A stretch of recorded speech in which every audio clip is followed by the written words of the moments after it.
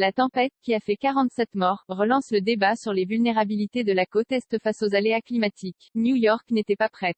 Lasse de subir trop souvent la colère des éléments, sans doute, résiliente et un brin fataliste, aussi, 2 décennies après les attentats du 11 septembre. Le 23 août, la tempête tropicale Henri avait passé son chemin, produisant ces scènes typiques de Big Apple où l'eau dévale en cascade les escaliers du métro. Une ville tout simplement habituée à vivre, un désastre permanent au ralenti, expression favorite chez les New-Yorkais, entrepont congestionné, métro vétuste et bondé, rues et voies rapides au bitume défoncé, et un été 2021 particulièrement arrosé. Et puis le cyclone Ida est survenu. Un ciel de plomb, front bas de nuages noirs progressant du sud vers le nord, tandis que l'US Open, le tournoi de tennis de Flushing Meadows, battait son plein dans le Queens, ses organisateurs inconscients du danger imminent, comme le reste de la métropole. Une pluie battante tout d'abord, avant de redoubler de violence, et des messages initialement timides des services de gaz et d'électricité, avertissant de possibles ruptures d'alimentation. À 21h, le déluge tourne à la catastrophe, via téléphonie cellulaire, les services d'alerte météorologique envoient un peu tardivement une alerte aux crues, sans précédent dans l'histoire de New York. 18 cm de pluie s'abattent sur la ville.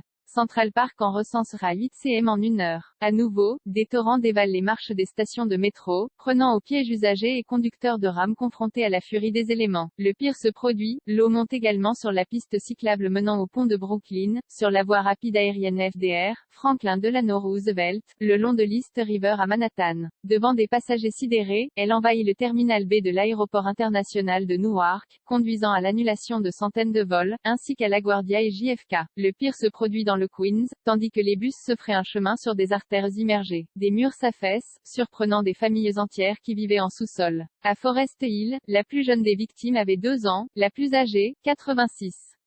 Vendredi, un bilan provisoire faisait état de 47 personnes tuées dans les États de Pennsylvanie, du Connecticut, de New York et du New Jersey, soit 3 fois plus que les victimes dénombrées en Louisiane, là où Ida avait pourtant atteint la côte 3 jours plus tôt sous la forme d'un ouragan de catégorie 4, avant de remonter le long des Appalaches en faiblissant progressivement. Nous sommes loin d'être préparés au changement climatique, gronde un élu municipal, Mark Levin. C'est une course contre la montre, et nous sommes en train de la perdre, renchérit Donovan Richard, le président de quartier du Queens, où la majorité des victimes est à déplorer. Cette tempête doit nous réveiller, martèle le maire de New York Bill de Blasio. Le contrôle des crues, en cause, l'absence de digues solides le long du front de mer, déjà pointé du doigt en 2012 après le raz de marée qui déferla sur la cité durant la super tempête, Sandy. Si nous ne nous hâtons pas de prendre le changement climatique à bras le corps, soupire Richard, alors nous continuerons à perdre des vies humaines. Et là, le débat sur les vulnérabilités de la côte est des États-Unis a pris son essor après le passage de Sandy il y a 9 ans. Le contrôle des crues, un dossier horriblement coûteux assigné au corps des ingénieurs de l'armée, implique la reconstitution d'obstacles naturels tels que les dunes entamées par l'érosion, au moyen de millions de mètres cubes de sable acheminés dans les zones les plus exposées, mais aussi d'élargir et de rénover les canalisations et égouts sous-dimensionnés face à une démographie urbaine galopante. Un projet pharaonique, également conçu par les ingénieurs de l'armée, imagine un mur marin à même de protéger la baie de New York, son littoral et tout le New Jersey.